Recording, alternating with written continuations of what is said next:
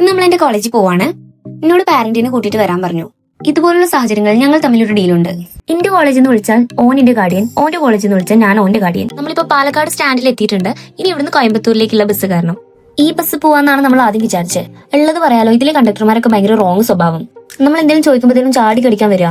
So നമുക്ക് രണ്ടുപേർക്കും അവർ ഇഷ്ടപ്പെടാത്ത കാരണം കൊണ്ട് നമ്മൾ നമ്മുടെ ആനവണ്ടിക്ക് വേണ്ടി വെയിറ്റിംഗ് ആയി. കുറച്ചു നേരം നമ്മൾ വെയിറ്റ് ചെയ്തെങ്കിലും ഇതിന്റെ അകത്ത് കയറിയപ്പോൾ കിട്ടിയൊരു സാറ്റിസ്ഫാക്ഷൻ അത് വേറെ ലെവലായിരുന്നു. കാര്യം എന്തൊക്കെ പറഞ്ഞാലും പാലക്കാട് ടു കോയമ്പത്തൂർ പോകുമ്പോഴുള്ള ഈ ഒരു ഫ്രെയിം ഇതൊരു അനുഭൂതി തന്നെയാണ്.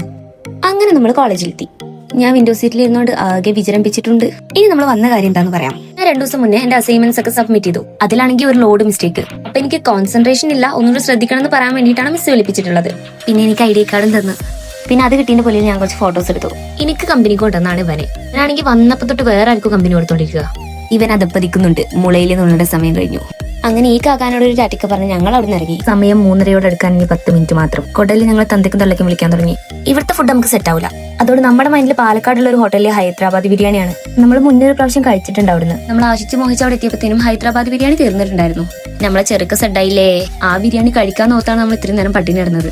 നല്ല വിശപ്പുള്ളതുകൊണ്ട് അവസാനം കിട്ടിയ ബിരിയാണി കഴിച്ച് നമ്മൾ സ്ഥലം വിട്ടു. അപ്പൊ ഇന്നത്തെ വീഡിയോ എത്രയുള്ളൂ. Tata bye bye, see U.